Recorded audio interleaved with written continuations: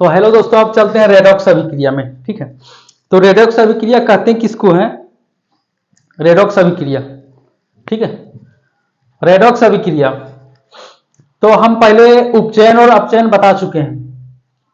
तो वैसी अभिक्रिया जिसमें दोनों हो, उपचयन भी हो और अपचयन भी हो, उसी को रेडॉक्स अभिक्रिया कहते हैं। तो किसी अभिक्रिया में डेफिनेशन के माध्यम से समझेंगे। किसी अभिक्रिया में एक अभिकारक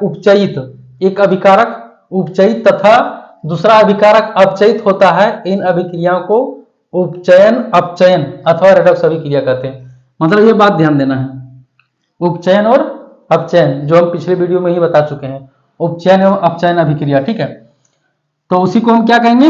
रेडॉक्स अभिक्रिया कहेंगे। तो एक पहले भी बताए थे, फिर याद करा देते हैं कि उपचयन क्या होता है। उपचयन होता है कि जब अभिक्रिया होती है ना, तो उसमें ऑक्सीजन का ह्रास होता है, मतलब वो नहीं जुड़ता है, ऑक्सीजन जुड़ता है, हाइड्रोजन का ह्रास होता है। ऑक्सीजन की वृद्धि होती है, हाइड्रोजन की ह्रास होती है। और अपचयन में हाइड्रोजन का वृद्धि होती है, ऑक्सीजन की ह्रास होती है अभिक्रिया के दौरान। ठीक है, तो हम एग्जाम्पल के माध्यम से समझेंगे कि इसमें दोनों किस प्रकार से हो रहा है।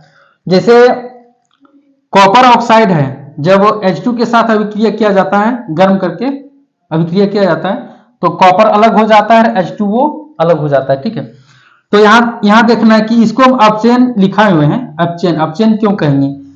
कॉपर ऑक्साइड है, कॉपर ऑक्साइड में इसको इंग्लिश में रिडक्शन भी कहते हैं, और उपचयन को ऑक्सीडेशन। ऑक्सीडेशन क्यों कहते हैं? ऑक्सीजन जुड़ता है। रिडक्शन क्यों कहते हैं? हाइड्रोजन जुड़ता है, इसीलिए। ठीक है, ऑक्सीडेशन, या तो फिर इसमें हम बोल सकते हैं कि ये ऑक्सीजन की ह्रास होती है। तो उपचयन, जैसे कॉपर ऑक्साइड में ऑक्सीजन, कॉपर उपचयित हो गया ना। ठीक है, इसमें से ये ऑक्सीजन हट गया, और ऑक्सीजन हट गया तो सिर्फ क्या बना? कॉपर। तो ऑक्सीजन का, कॉपर से ऑक्सीजन का ह्रास हो रहा है। ठीक है, कॉपर से ऑक्सीजन का ह्रास हो रहा है और ये बन रहा है कॉपर, इसीलिए हम इसको अपचयन कहेंगे। अपचयन और उपचयन में पहले भी हम बता चुके हैं कि अपचयन में ऑक्सीजन का ह्रास होता है और उपचयन में ऑक्सीजन की वृद्धि होती है। और हाइड्रोजन के साथ क्या हो रहा है कि हाइड्रोजन के साथ ऑक्सीजन की वृद्धि हो रहा है। देखो यहाँ H2 है, लेकिन इसके साथ वो आ गया, H2 है लेकिन इसके साथ वो आ गया, मतलब ऑक्सीजन आ गया। ठीक है, ऑक्सीजन आ गया, तो इसको हम रिडॉक्स अभिक्रिया का एग्जाम्पल हम इस प्रकार हम बता सकते हैं। ठीक है, इस प्रकार हम कह सकते हैं कि इसमें उपचयन और अपचयन दोनों हो रहा है, ये रिडॉक्स अभिक्रिया है। ठीक है, तो दोनों अभिक्रिया होना चाहिए, उपचयन और अपचयन दोनों होना चाहिए। तो एक में अपचयन हो रहा है, ऑक्सीजन का यहाँ ह्रास हो रहा है, और इसमें ऑक्सीजन की वृद्धि हो रही है। तो ये दोनों है, उपचयन और अपचयन, इसीलिए हम इसको रिडॉक्स अभिक्रिया कहते हैं। ठीक है, और है एग्जाम्पल में जिंक ऑक्साइड प्लस कार्बन, ये जिंक बनता है और कार्बन मोनोऑक्साइड अलग हो जाता है। यहां भी वही हाल हो रहा है। ठीक है, जिस प्रकार इसमें है यहां, लेकिन ये बात ध्यान देना है कि यहाँ हाइड्रोजन नहीं है, इसमें ये हाइड्रोजन इसमें नहीं है। तो क्या हो रहा है? यहाँ हाइड्रोजन की ह्रास हो रहा है, तो जिंक बन रहा है Zn। ठीक है, और कार्बन मोनोऑक्साइड। ठीक है, तो ऑक्सीजन की वृद्धि हो रही है, तो ये भी रिडॉक्स अभिक्रिया का एग्जाम्पल है। ठीक, रिडॉक्स का।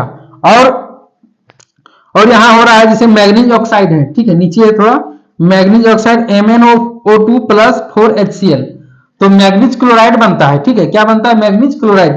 तो यहां वही हाल हो रहा है कि मैग्नीज क्लोराइड जो है, मैग्नीज ऑक्साइड जो इसमें है, O2 हट जा रहा है। ठीक है, और Cl2 जुट रहा है। यहाँ क्या हो रहा है? O2 हट रहा है, मतलब ऑक्सीजन का ह्रास हो रहा है, ऑक्सीजन का ह्रास हो रहा है, और ऑक्सीजन का वृद्धि कहां हो रहा है? देखिए 4HCl में क्या बनता है? 2H2O बनता है। ठीक है, 2H2O बनता है, 2H2O ऑक्सीजन की वृद्धि इसमें हो रही है, और फिर Cl2 बाहर निकल रहा है। ठीक है, Cl2।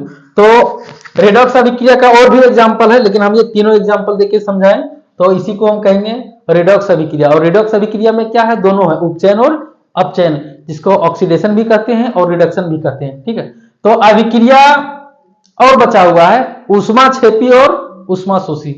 तो हम उसको शॉर्ट में बोल सकते हैं कि ऐसी अभिक्रिया जिसमें उत्पाद के निर्माण के साथ साथ ऊष्मा भी उत्पन्न करता हो। ठीक है, उसको हम ऊष्माक्षेपी अभिक्रिया कहते हैं। जैसे में श्वसन हो गया, ऊष्माक्षेपी अभिक्रिया। ठीक है, ऊष्माक्षेपी। फिर ऊष्माशोषी क्या है, जिसमें ये अभिक्रिया के दौरान उसमें ऊष्मा को जो अवशोषित करता है उसको हम बोलते हैं ऊष्मा शोषी अभिक्रिया। ठीक है, तो ऊष्माक्षेपी अभिक्रिया श्वसन को बोलते हैं। अगले वीडियो में समझाएंगे ऊष्माक्षेपी और ऊष्माशोषी के बारे में। तो ये हो गया रेडॉक्स अभिक्रिया, उपचयन और अपचयन का भी बारे में पढ़ लिए हैं, लेकिन इसमें दोनों होता है उपचयन और अपचयन। तो उपचयन ऑक्सीजन की वृद्धि, अपचयन ऑक्सीजन का ह्रास।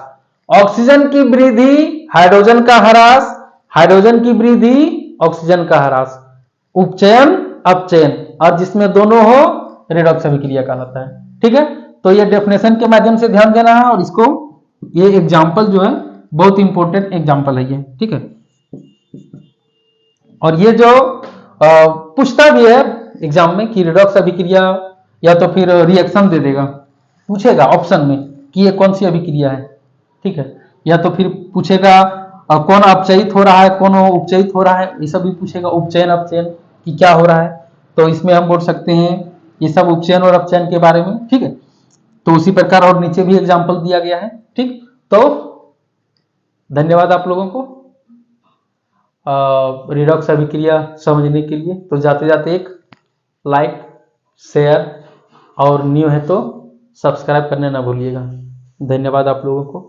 अब ये अभिक्रिया ऊष्माक्षेपी और ऊष्माशोषी बाकी है, उसके बाद हम चलेंगे क्वेश्चन पर। क्वेश्चन पर रासायनिक समीकरण को संतुलित करने के लिए भी समझाएंगे। ठीक है, तो क्वेश्चन पाठगत प्रश्न भी थोड़ा बहुत लेंगे, बाकी अभ्यास का प्रश्न जितना है उसको हम सब लेंगे। ठीक है, तो चलते हैं नेक्स्ट वीडियो के लिए।